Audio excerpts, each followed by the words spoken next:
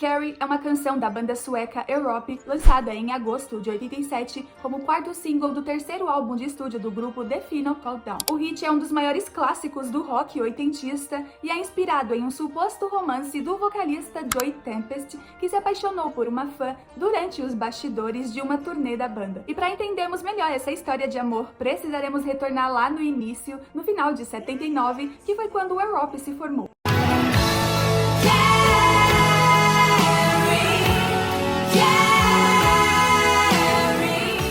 Em um subúrbio de Estocolmo, na Suécia, 4 jovens amigos sonhavam em viver de música. Eram eles Joey Tempest, John Norum, Peter Howson e Tony Rino. Juntos, eles formaram a Force, uma banda de heavy metal que se inspirava em movimentos de rock progressivo, misturando melodias intensas com solos elaborados e letras marcantes. Os novatos então começaram a se arriscar, enviando suas demos para várias gravadoras, mas, infelizmente, eles não obtiveram um retorno positivo em nenhuma dessas tentativas. Consequentemente, o desânimo tomou conta. Eles possuíam força de vontades, habilidades técnicas e vocais potentes, então o que estava faltando? Foram anos de muita persistência e somente em 82 que tudo começou a mudar, quando uma amiga em comum os inscreveu secretamente em um disputado show de talentos na Suécia, o Festival Rock SM. Esse evento musical era um dos mais disputados do país e sua grade de seleção contava com muitos artistas talentosos. Então só o fato deles terem sido selecionados para competir já era um grande êxito. Eram 4.000 bandas na disputa, enquanto que o prêmio, o tão sonhado contrato profissional com uma gravadora,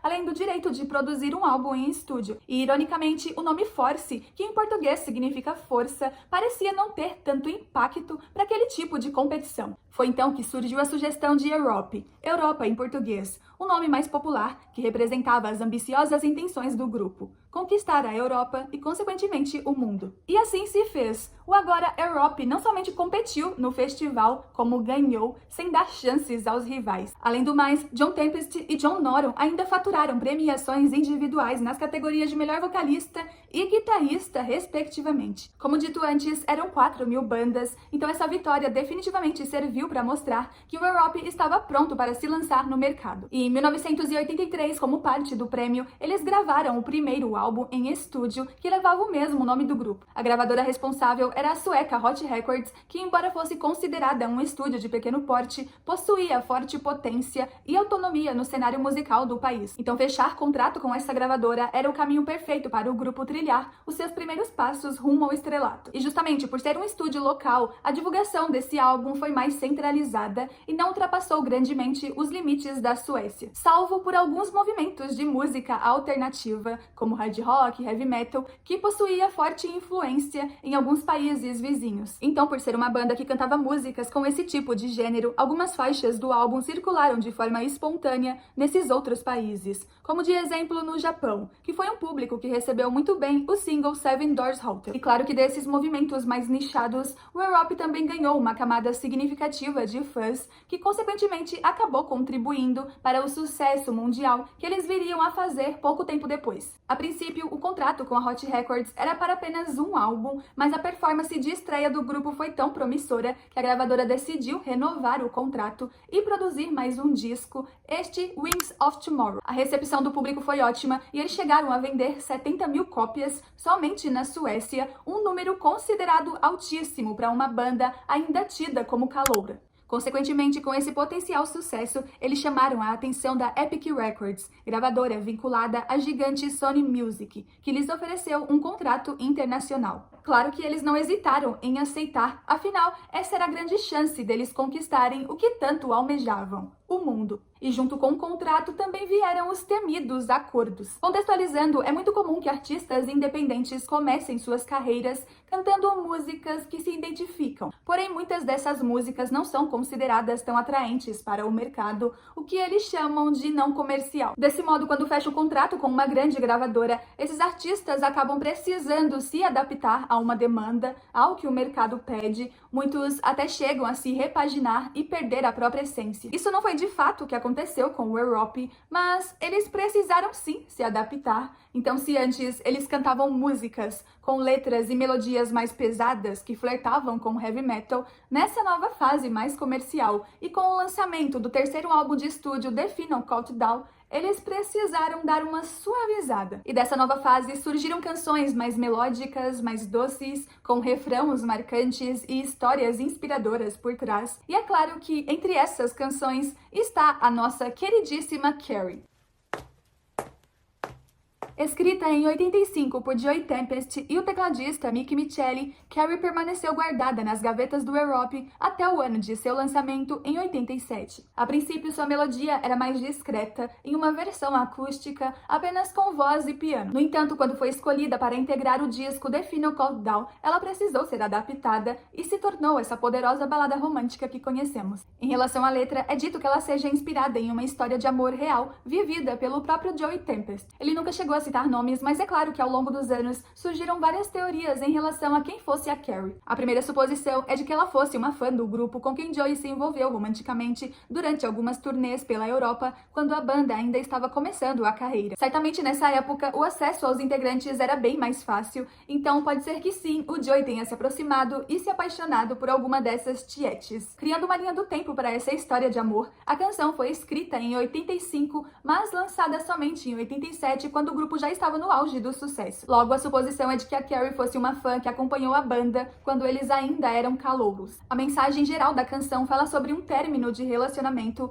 onde o personagem parece precisar fazer uma escolha difícil. Vamos supor então que o Joey e a Carrie se conheceram nos bastidores dessas turnês e se apaixonaram. Eles mantiveram a relação por um tempo, mas por parte dela havia uma certa insegurança em premeditar que a qualquer momento a banda iria estourar e eles iriam se afastar. E possivelmente foi o que de fato aconteceu. O Europe explodiu e o Joey precisou fazer essa difícil escolha: ficar com a Carrie ou se entregar de vez pra fama e a todos os prazeres que ela oferece, inclusive o de possuir diversas parceiras românticas. Em vários trechos da canção, o personagem que pode representar o Joey parece tentar buscar alguma forma de dispensar a parceira sem machucá-la. A letra começa narrando essa linha do tempo, a construção do relacionamento, desde o início efervescente até o seu inevitável e doloroso término. Quando as luzes se apagam, eu não vejo motivos para chorar. Nós já passamos por isso antes.